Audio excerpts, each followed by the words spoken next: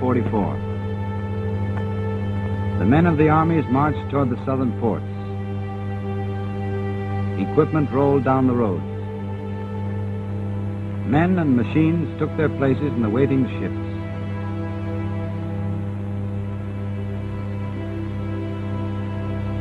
The men were British, American, Canadian, some of them veterans of Africa, Sicily, and Italy, some new to battle.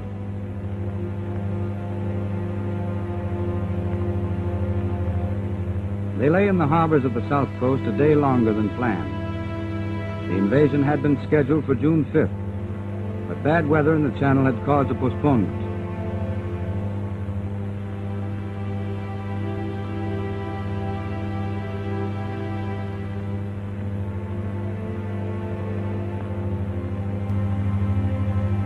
The weather was still bad on the 6th, the sea promising to be choppy and dangerous. But the order was given, and the ships put out of the ports toward France.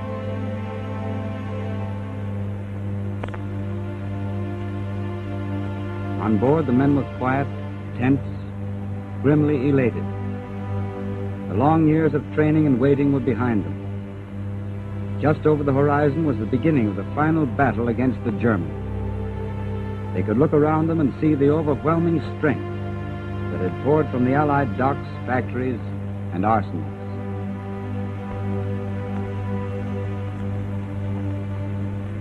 A screen of naval vessels, from battleships to PT boats, guarded the convoy across the Channel. Back in Britain, paratroopers marched out to their planes and embarked for the trip to Normandy.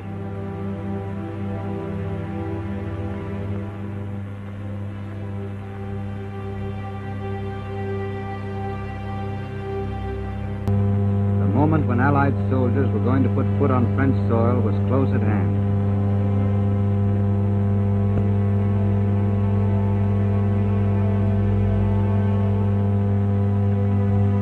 To make the foot soldiers' job easier, our planes struck at roads and transport, leading up toward the threatened coast.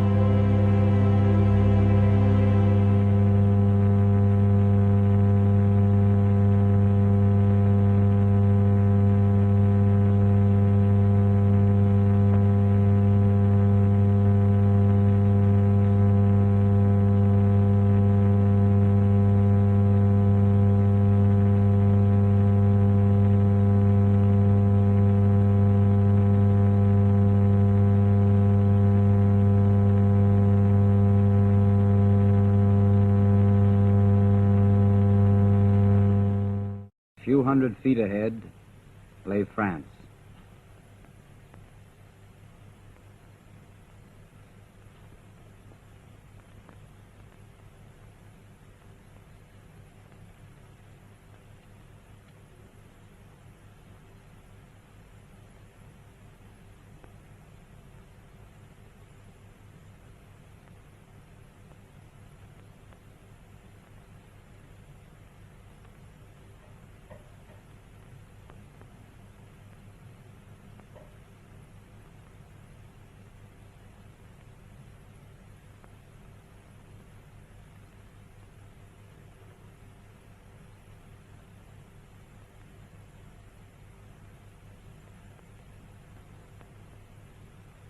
Two of the architects of the operation kept a watchful eye on proceedings.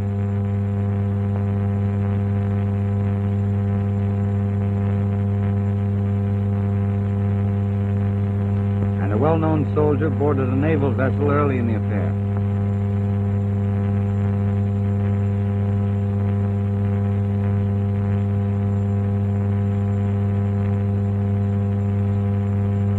The Luftwaffe was not entirely absent.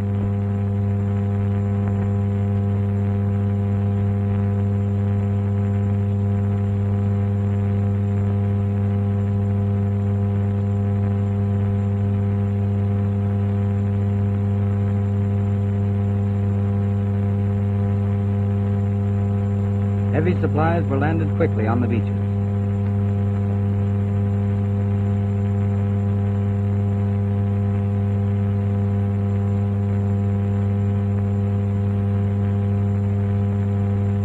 And men kept pouring in.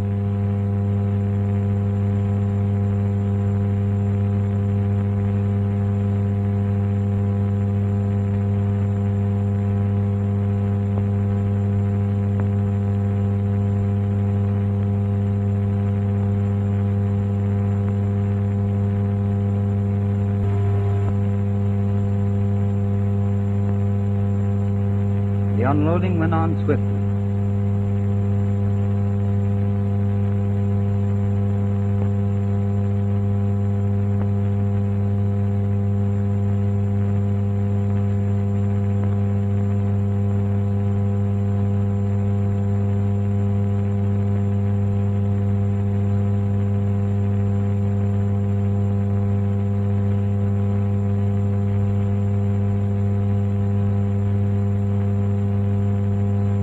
More and more men were put ashore, more material.